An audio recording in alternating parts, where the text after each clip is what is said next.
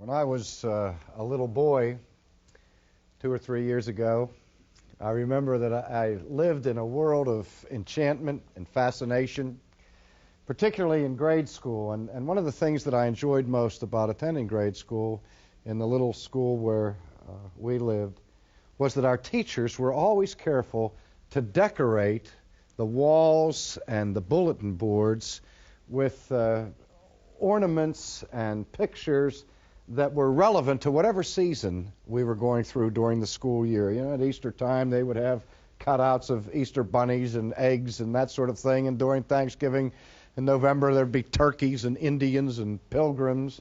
And at Christmas, all kinds of Christmas decorations. But my favorite time in the grade school decor was during the month of February, because that was the month not only of Valentine's Day and of my birthday, but it was the time that we honored two of the great presidents of American history, Abraham Lincoln and George Washington. And I remember as a small boy being mesmerized by the legends that were told about these great men. And I wondered how it was possible that George Washington could have enough strength to take a silver dollar and throw it all the way across the Potomac River. And since I've grown up and become an adult, I don't believe that anymore, nor do I really believe to this day that he ever stood up in the front of a boat in the dead of winter, being the only general in history to stand in the front of a rowboat with his hand in his coat while he was getting his portrait painted in the middle of a war. But the story, of course, that we heard most often when I was a youngster about George Washington was a story with a moral. And you've all heard that story. The allegation goes that when he was a boy, he chopped down a cherry tree with his little hatchet, and when his father came home and saw his prized cherry tree cut down and destroyed, he asked the question, "Who cut down this cherry tree?" And George Washington stepped forward and said, "Father, I cannot tell a lie. I cut down the cherry tree." Do you remember that anecdote? Every American learns that story. Well, ladies and gentlemen, I call that a legend. Or for whatever moral value it has to us, at the very heart of that story is a fundamental distortion of truth. There is something false about that anecdote. And if you listen carefully to the words of George Washington, I think you will perceive immediately what the error is. Little George Washington said, "I cannot tell a lie." Beloved, there are lots of things that George Washington couldn't do. But one of those things that he couldn't do was not tell a lie. George Washington was a fallen human being. And one thing that every fallen human being is eminently capable of doing is telling a lie. The Scriptures tell us, in fact, that all men are liars. It's not the same thing as saying that all men lie every time they open their mouths. But lying is one of those shortcomings, one of those sins that every one of us has committed during our lifetime. I mean, has there ever been a time that you can recall that you told a lie? And if you answer that question by saying no, then let me suggest that you've just done your first one. No, at least your second one. Because we have all lied at some point and another. Now, as I grew up and didn't think a whole lot more about Abraham Lincoln and George Washington, was introduced to the magic realm of television, and I began to see all of the mystery dramas that were set forth in TV, and saw Perry Mason and other similar dramas like that. We saw a familiar motif of crime and punishment. where the television camera would take us into the courtroom, if not to Judge Wapner, to somebody else. And as the witnesses were sworn in the witness box for their testimony, the bailiff or whoever it is in the courtroom would step forward and he would hold out a Bible. And he would ask the witness to put his hand upon the Bible, his left hand on the Bible, and raise his right hand. And you know how the words go. Do you swear to tell the truth, the whole truth, and nothing but the truth? So help me God. And the person would say, I do.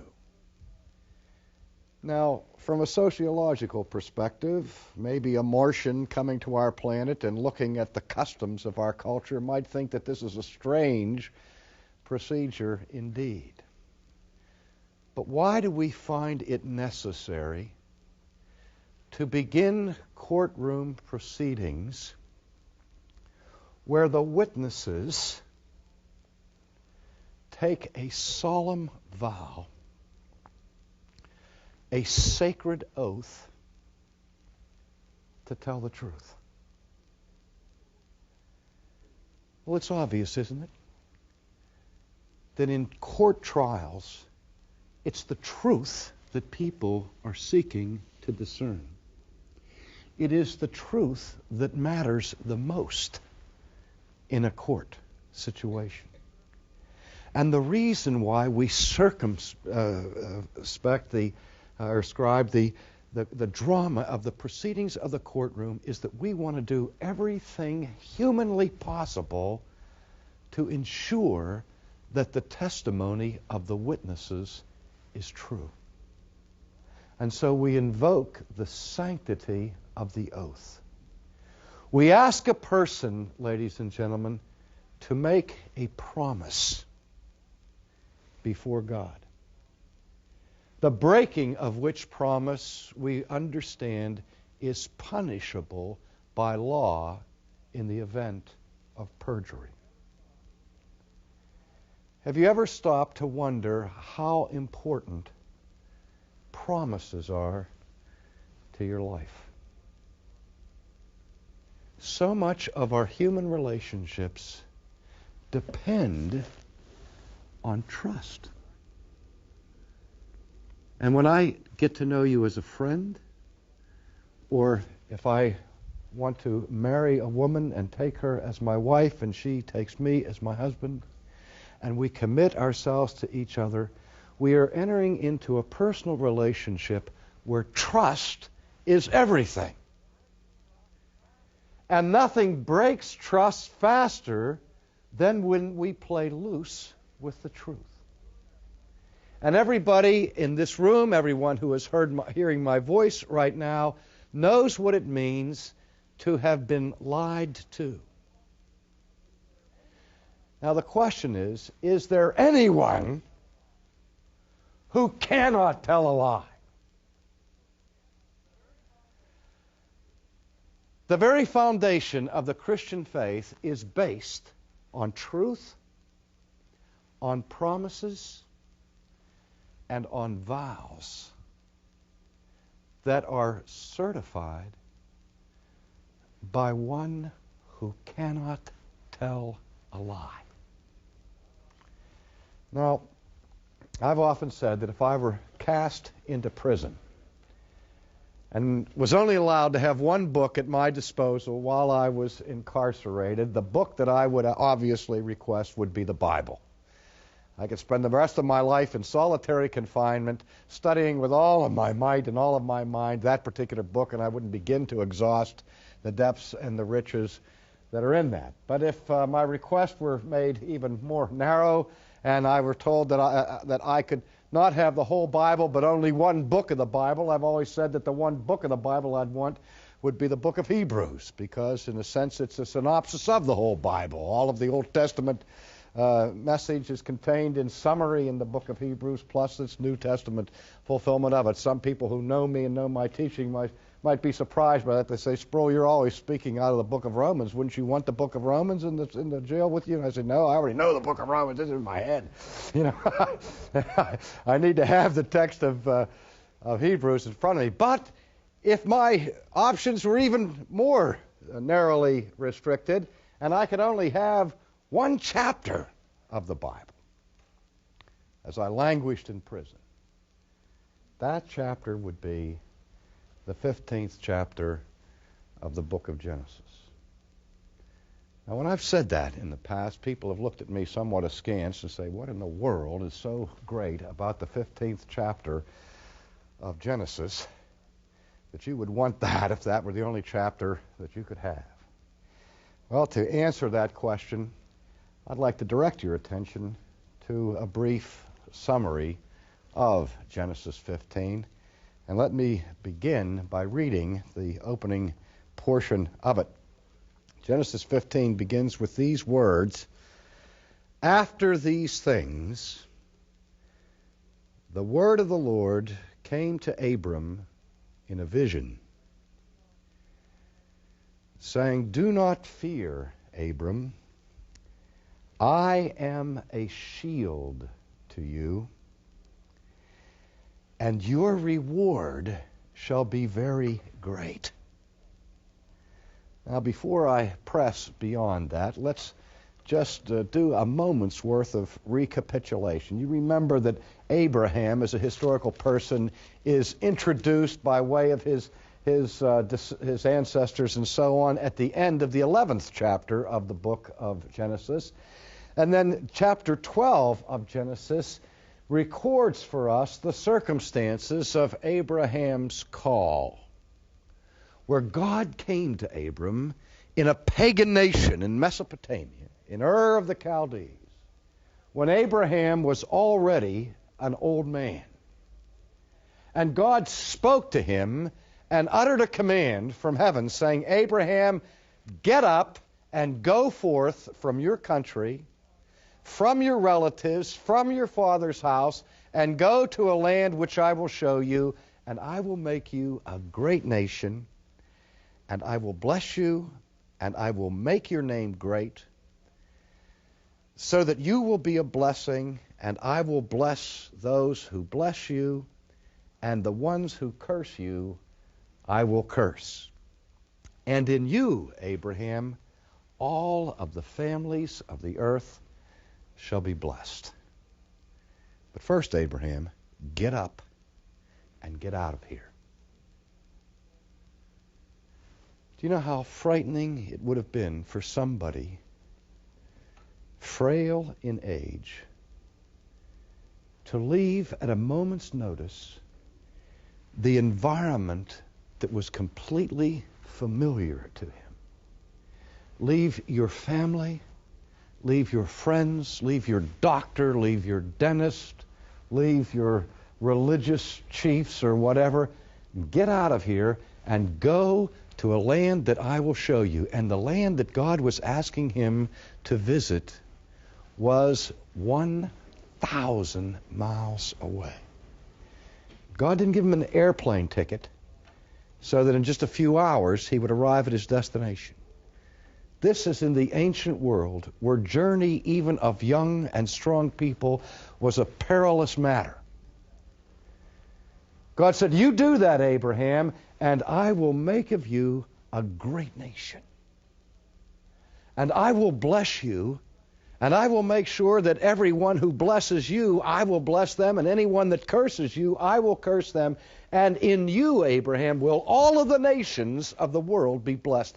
Centuries and centuries ago, this message was given to a semi-nomadic pagan. And if it hadn't taken place, we wouldn't be standing here today in the 20th century ruminating about it. And the scriptures tell us that Abraham did exactly as he was commanded. And he got up and he left. And he journeyed to the land of Canaan. And after some adventures and misadventures along the way, then God came to him and said, Abram, don't be afraid. I am a shield to you. And I am your reward. And your reward shall be great. And if ever Abraham were a bit cynical in his old age, he was at this point. For he responded to God by saying, "Oh, Lord God, what will you give me since I am childless, and my heir, the heir of my house, is Eliezer of Damascus?" Now, where's the cynicism implied in this question? It's like the old man says, "Look, God, I have journeyed. I did everything that you said. You promised that I was going to be the father of a great nation, that I was going to be a blessing to everybody, and in all the nations of the world were going to be blessed. And now you come to me and you say to me that you are going to give me a great reward."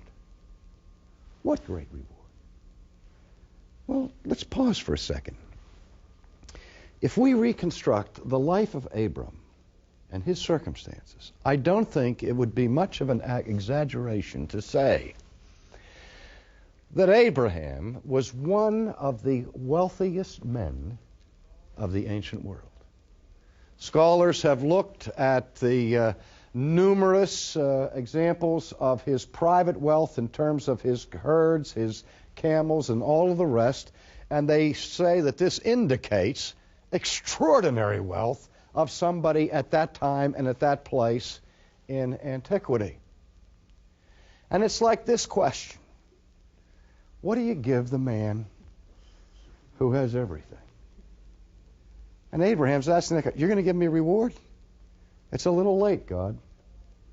What are you going to give me that I don't already have?" Or to say it another way, as some people say as they get older in this world today, what do I have to look forward to?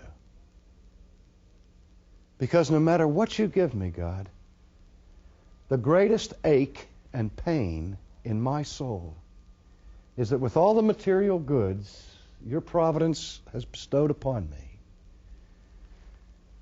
I have no children. My wife is barren.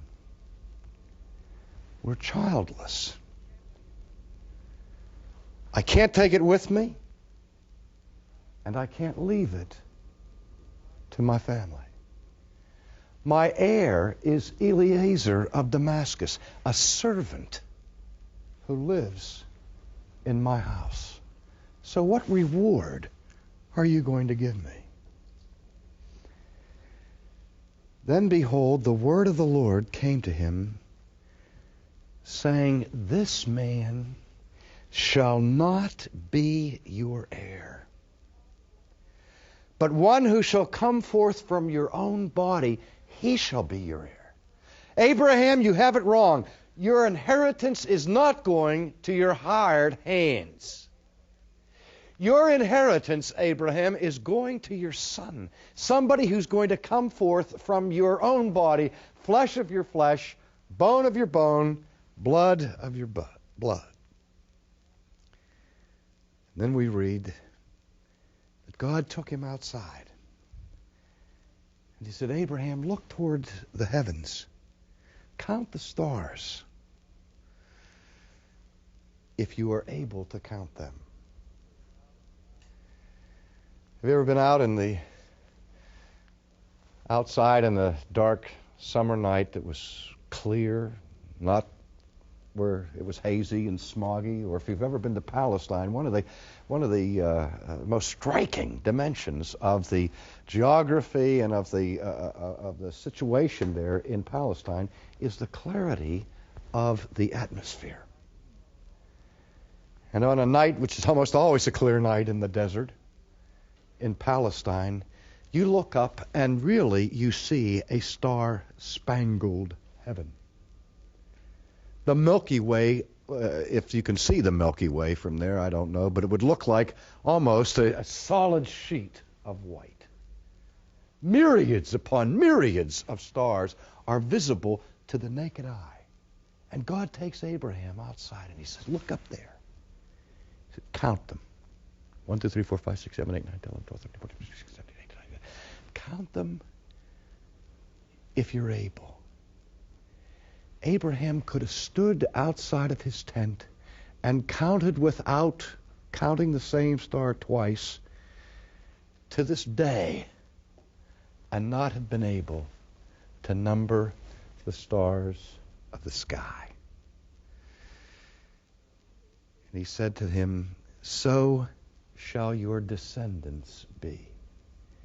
Abraham, as many as there are stars in that sky, so shall your descendants be. You're not just going to have one child to live after you. I said I was going to make you the father of a great nation. And your descendants will be as plenteous as the stars in the sky.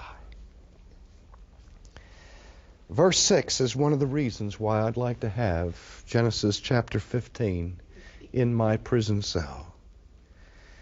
Because verse 6 makes this declaration.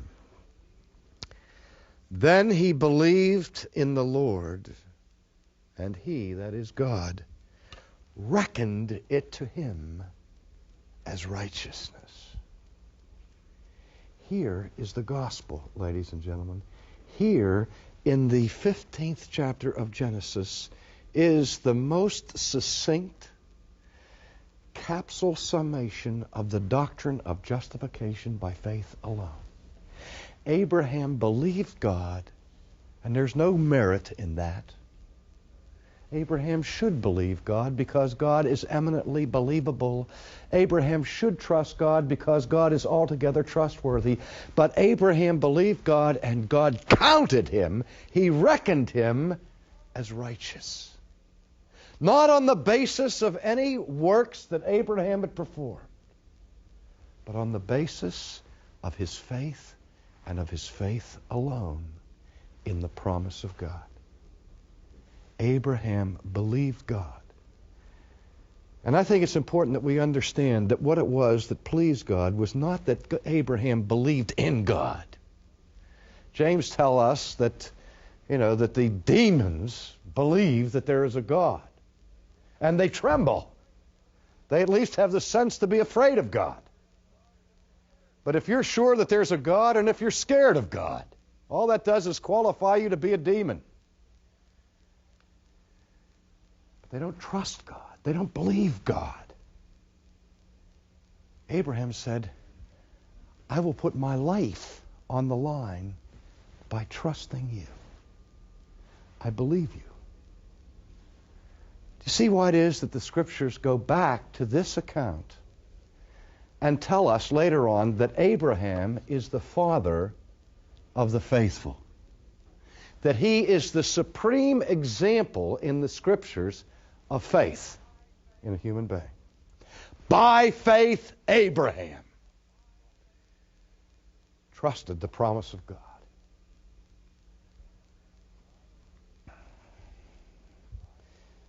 And then God said to him, I am the Lord who brought you out of Ur of the Chaldeans to give you this land to possess it. Now, if the story ended there, maybe we would have legends about the great faithfulness of Abraham, like the great truth-telling of George Washington. As if Abraham was such a man of faith that he never, ever, ever in his life thereafter had the slightest bit of doubt or struggle or lack of confidence. But that would be a myth, wouldn't it? That wouldn't be authentic faith. That would be the faith of legend. And verse 8 continues the narrative and disposes any idea of a mythical faith. And one of the things I love about the Old Testament is that when the Old Testament paints the portraits of biblical heroes, it does it with the warts and all. I don't think there's ever been a history of a nation where the heroes of that nation were shown as nakedly as the history of the Jewish heroes are portrayed. Their sins are as great as their most heroic exploits. And they are set in the Chronicles of Israel for anyone to read. Abraham says to God, "Oh Lord God, how may I know that I shall possess it?" Huh? He just got done saying, "I believe." And it's like in the New Testament, "I believe, Lord, help thou my unbelief." Now it seems that Abraham's belief is more hope. It's more wishful thinking than it is confidence to live by. Doesn't it? He said, "Lord, it's like, I believe you, I think. But it's awfully hard for me to believe that I'm going to be the father of a great nation, and it's a little tough for me to believe that my descendants are going to be more numerous than the stars in the sky and the granules of sand along the sea, because I'm an old man, and have you seen my wife? My wife has no hope of conceiving a baby. So, Lord, how can I know it? Not just hope it. Not just pray for it and hang on by my fingernails. How can I know for sure? Do you ever feel like that? Your Christian life is only as strong as your faith. And the profession of faith is not the same thing as actual faith. Faith means you live by trusting what God says. And that's not always easy. Particularly when nobody else around you believes it. And we tend to have the intensity and the power and the strength of our faith either made more secure or less secure by the confidence or skepticism of those around us. Fear is contagious. Doubt is contagious. And faith is contagious. And Abraham says, "God, I want to believe this. How can I know for sure?" Now, as I said, this is one of the warts of Abraham, because if the God Almighty came to you and said, "Look, this is what's going to happen," you have to be stupid to say, "Prove it." If you know that that's God, and God says this is going to take place, who's going to doubt it? Abraham struggled, He said, "I need a little more. How can I know for sure?" I'll tell you, if you knew for sure that every promise that you have read or heard that comes from the mouth of God is absolutely true, your life would change so recklessly and so dramatically, nobody would recognize you starting tomorrow. Nobody would recognize me if I fully believed every word that proceeded out of the mouth of God. But you see, with our faith, there's always a mixture of unbelief, of insecurity. And Abraham said it before God, "How can I know?" And it's because of God's answer to that question that I want this book with me in jail. Not that I'm expecting to go to jail. I keep talking like this, I may end up in okay, let's see how you do in solitary confinement in prison. I don't ever want to have to prove that experience. I'm not asking for the opportunity. I'm not volunteering for that episode to take place. But again, if I'm there, the reason I use the prison image is that I would think that in solitary confinement, if I were experiencing loneliness and the sense of having been abandoned, that I would feel a sense of not only helplessness, but as every prisoner has to fight, a sense of hopelessness. Solzhenitsyn made the comment that he wasn't able really to resist the torment of the gulag until he abandoned all hope of surviving. As long as he had hope of surviving, he was at the mercy of his captives. But when he abandoned hope of surviving and said, the one thing they can't take from me is my soul, and he was able to say, whether I live or whether I die, if I never walk out of here, if I never taste freedom again, I have a relationship with God that no mortal can steal from me. Then he was able to stand.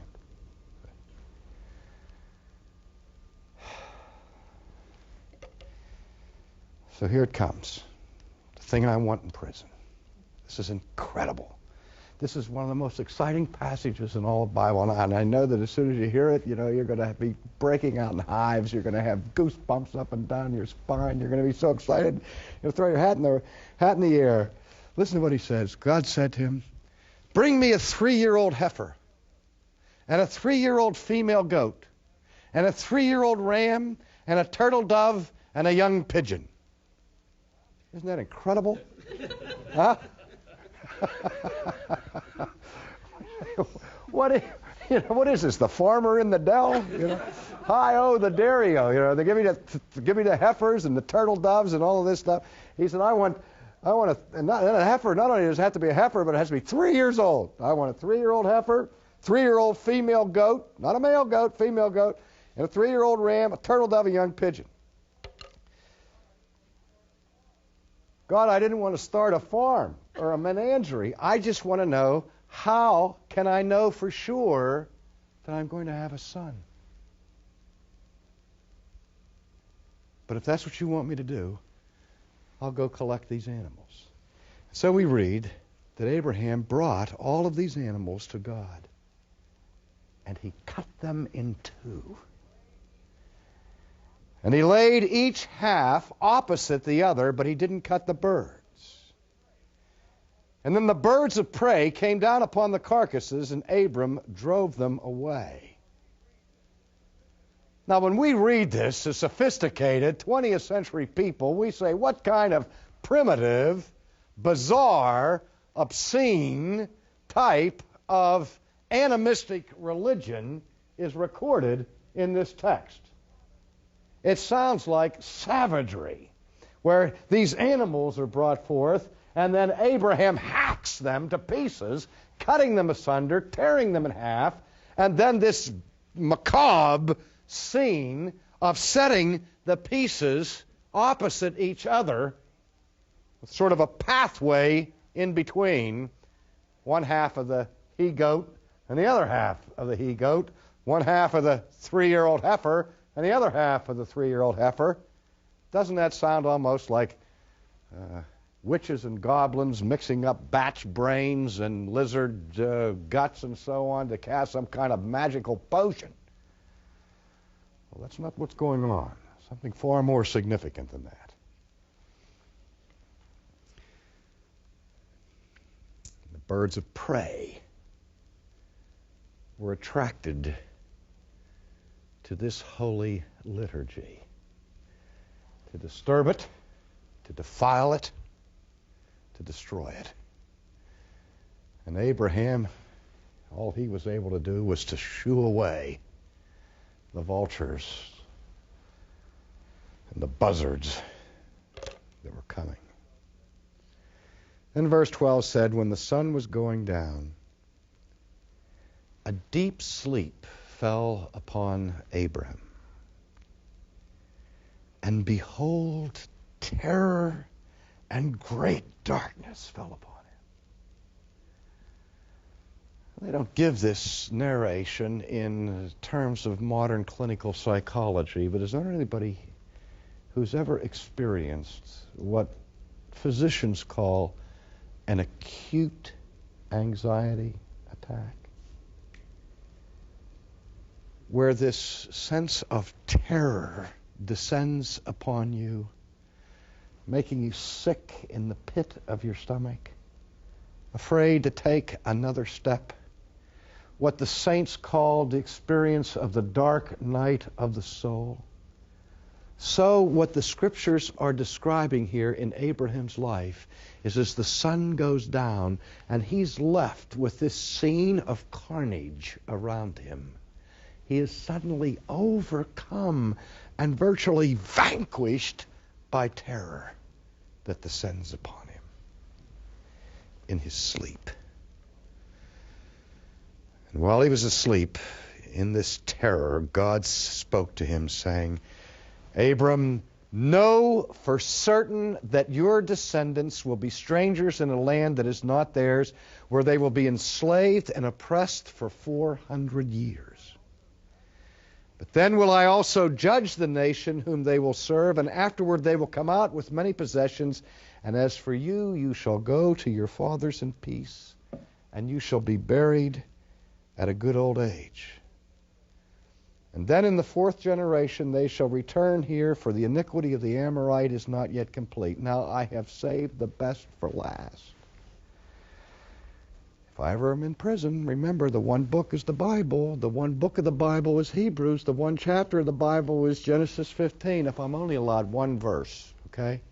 And you bring it to me, make it paste up in block letters so that I can hang it on the ceiling or on the wall so that I have it in front of me every waking moment in my cell. If I can only have one verse of the Bible, this is it.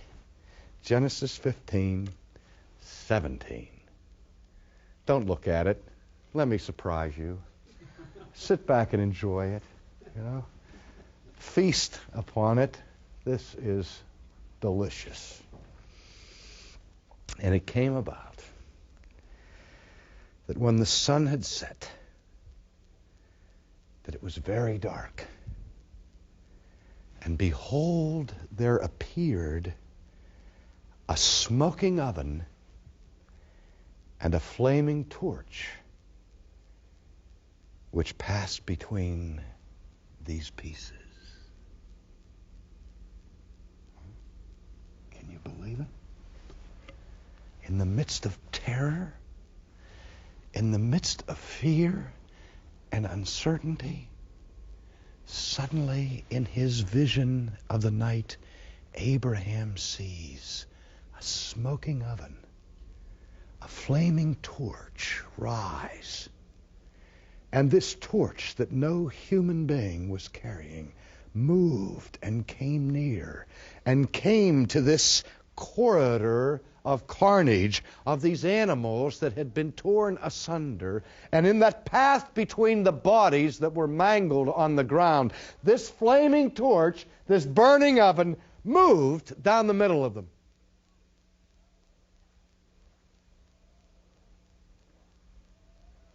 So what? Right?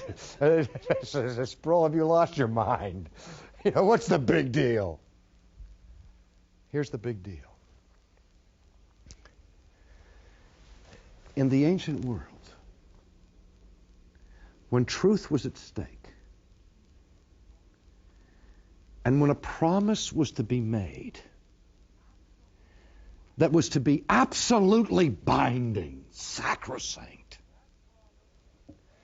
that promise was made and sealed in the form of a covenant. And in those days, you didn't write a covenant so much as you cut a covenant. Because when the terms of the covenant were made, beloved, and promises were uttered and declared, those promises were not absolutely binding on the persons involved in this agreement until those promises were ratified by a cutting rite.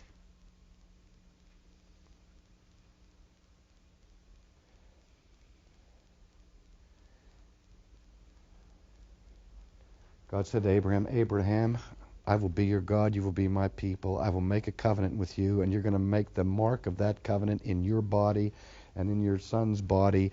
I'm going to cut off the foreskin of your flesh so that in your very manhood you will be cut. And the symbol of that cut, the purpose of the knife, will be to remind you that I have cut you off from the rest of this world that is perishing. I have set you apart. I have consecrated you. I have made you holy. And that's the blessing of which I spoke. And the sign of that blessing will be seen in this cutting rite of circumcision. But the sanctions of this covenant, Abraham, are twofold. That sign will also be a sign of the curse to anyone who breaks the terms of this covenant. And the sign of circumcision will mean to you, Abraham, and to your seed forever, that if you ever violate this agreement, that you are saying in your own body, may I be cut off from all of the blessings of God if I fail to obey him. And so every Jew who entered into the covenant with God was forced to go through this liturgy of cutting to ratify the promise. But the point, beloved, is that God did not ask his people to ratify their oath without being willing to do it himself.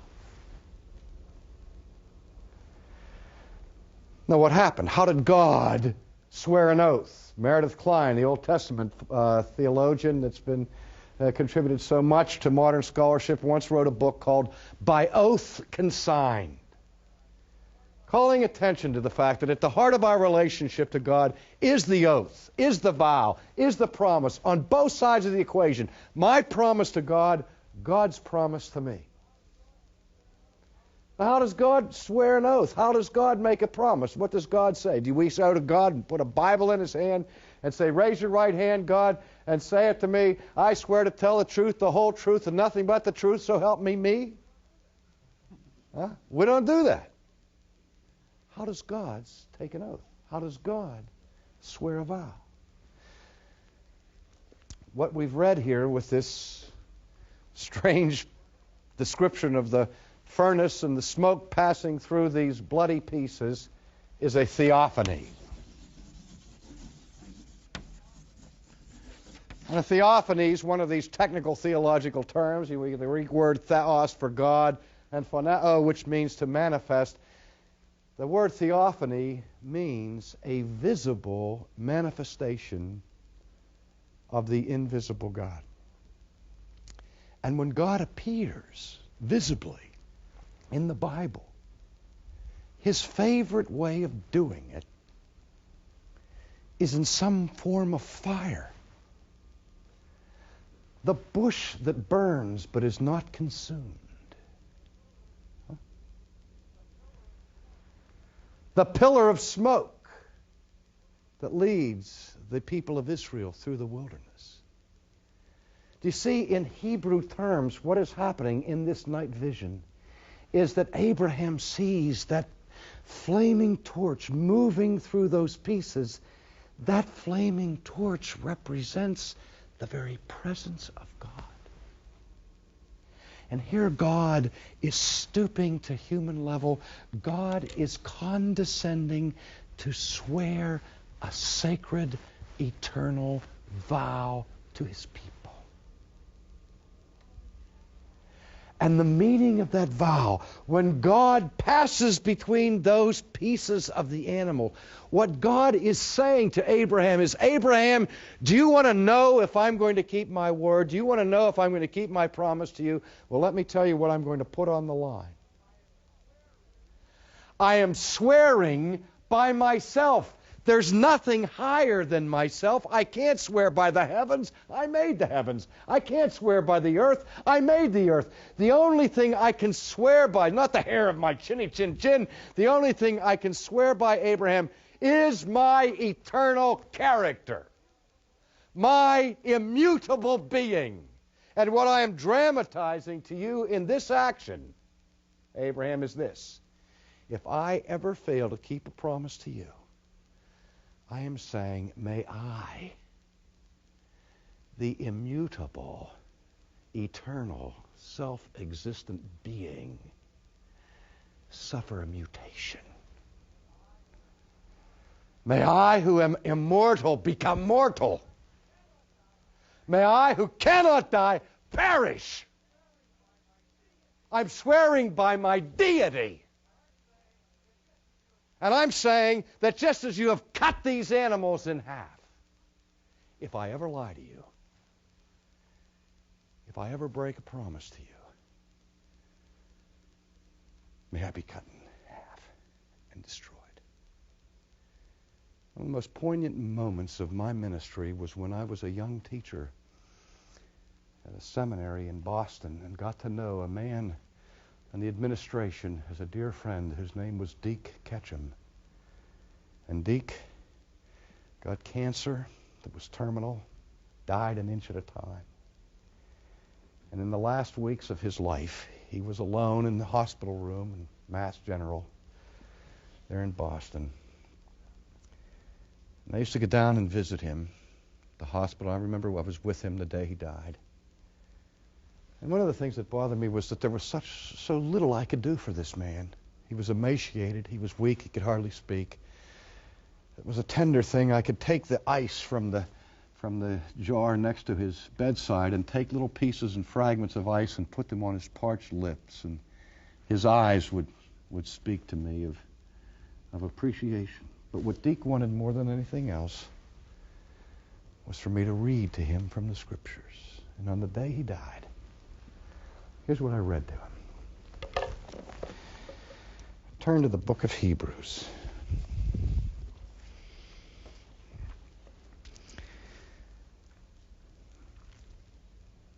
And I read this. I said, Deke, here's where the Word of God says, "For God is not unjust to forget your work and the love which you have shown toward His name in having ministered and in still ministering to the saints. And we desire that each one of you show the same diligence so as to realize the full assurance of hope until the end, that you may not be sluggish, but imitators of those who through faith and patience inherit the promise. For when God made the promise to Abraham, since he could swear by none greater, he swore by himself." And then verse 16, "For men swear by one greater than themselves, and with them an oath given as confirmation is an end of every dispute. In the same way, God, desiring even more to show the heirs of the promise the unchangeableness of the purpose, He interposed it with an oath, in order that by two unchangeable things, in which it is impossible for God to lie, we may have strong encouragement, we who have fled for refuge in laying hold of the hope that is set before us." George Washington could tell a lie, but it's impossible for God to lie. And it is impossible for God to break a promise, for He has taken an oath and He has sworn by Himself.